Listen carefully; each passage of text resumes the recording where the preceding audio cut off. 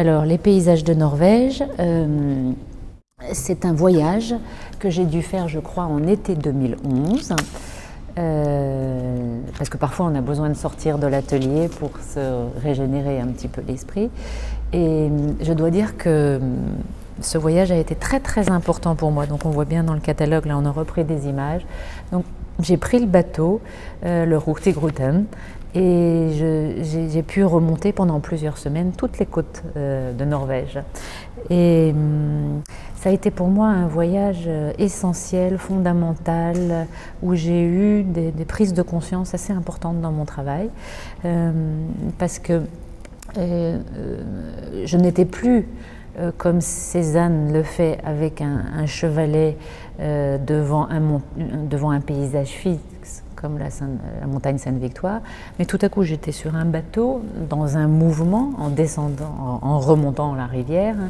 et j'avais plus du tout la même perception du monde, c'est-à-dire que les lignes de crête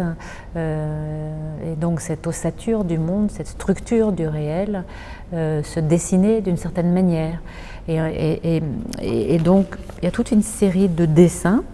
qui sont les dessins originaux que j'ai pu faire sur ce bateau qu'on présente aujourd'hui à Singapour. Et dans ces dessins, il y a comme une mélodie que j'ai ressentie de lignes essentielles, de structures essentielles, de lignes de force et qui chantaient ces structures du réel qui font 1, 2, 3, 1, 2, 3, 1, 2, 3. Et de ces dessins, quand Frédéric de Sénarclans m'a demandé de réfléchir à ce qu'on pouvait présenter comme série de création pour cette grande exposition, je lui ai demandé si ça faisait très très longtemps, j'avais mis ces dessins de côté,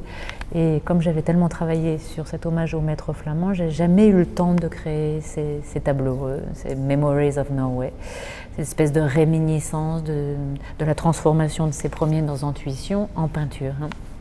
Et donc voilà, donc c'était une grande joie, une grande chance de donner vie à ces tableaux que vous allez pouvoir découvrir ici et qui sont au 2e étage, je crois.